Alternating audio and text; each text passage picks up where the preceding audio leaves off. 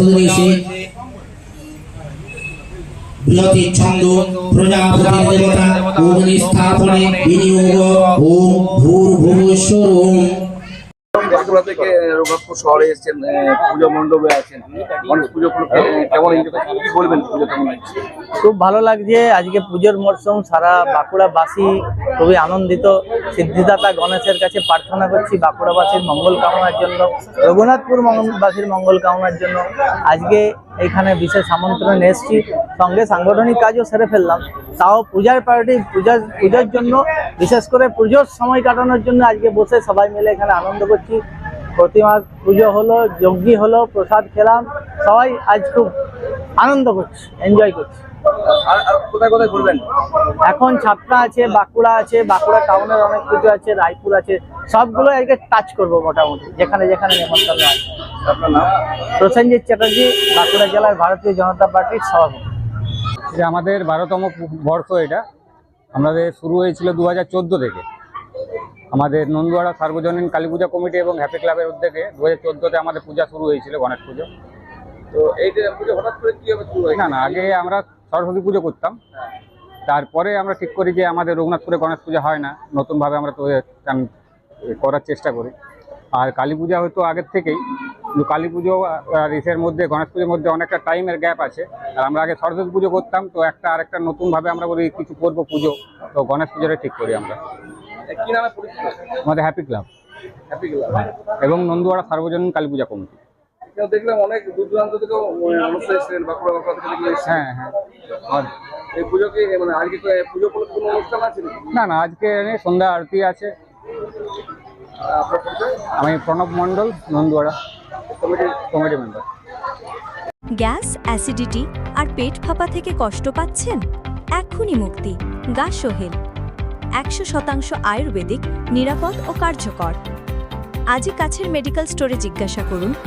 Made clean life sciences, আপনার সুস্থ জীবনের সঙ্গী।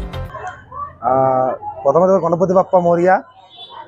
আমাদের এই নন্দুয়াড়া মোড় সর্বজনীন কালী মন্দিরে হ্যাপি ক্লাবের পরিচালিত যে গণেশ পূজাটি হচ্ছে, সেটি আজকে 12তম বছরে পরিপূর্ণ হয়েছে।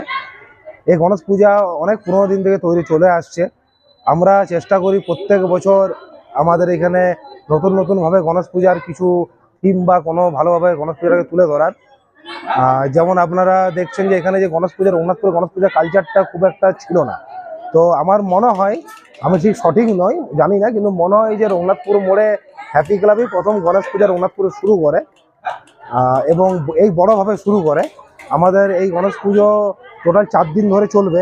আমাদের আজকে পুজো হলো, কাল থেকে বিকেলবেলা কিছু সাংস্কৃতিক অনুষ্ঠানও থাকবে, যেমন আবৃত্তি থেকে শুরু করে মিউজিক্যাল চেয়ার, কিছু সাংস্কৃতিক অনুষ্ঠান থাকবে। এবং এই গণেশ পুজোটি আমাদের আশা করছি আগামী দিন আরো ভালোভাবে আমরা করতে পারবো। একই জায়গায় গণেশ পুজো এবং কালী পুজো হয়? হ্যাঁ, একই জায়গায় কালী পুজো দুটো হয়। এই কালী পুজো তো কয়েকশো বছর পুরনো মা কালী পুজো।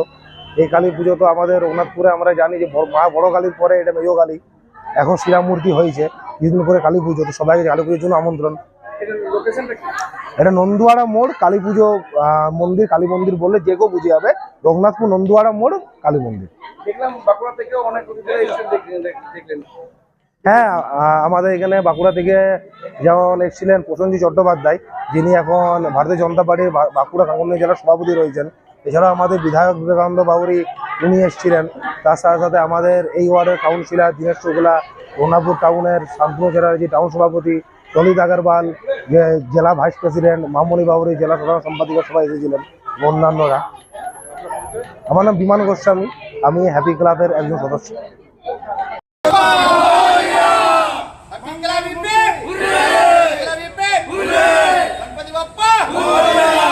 বিবাহ হলো সামাজিক মেলবন্ধন, তবে সুপ্রিম কোর্টের নির্দেশিকা অনুযায়ী বর্তমানে আপনার বিবাহকে আইনি স্বীকৃতি দেওয়া অত্যন্ত আবশ্যক, আর যার জন্য প্রয়োজন ম্যারেজ রেজিস্ট্রেশন।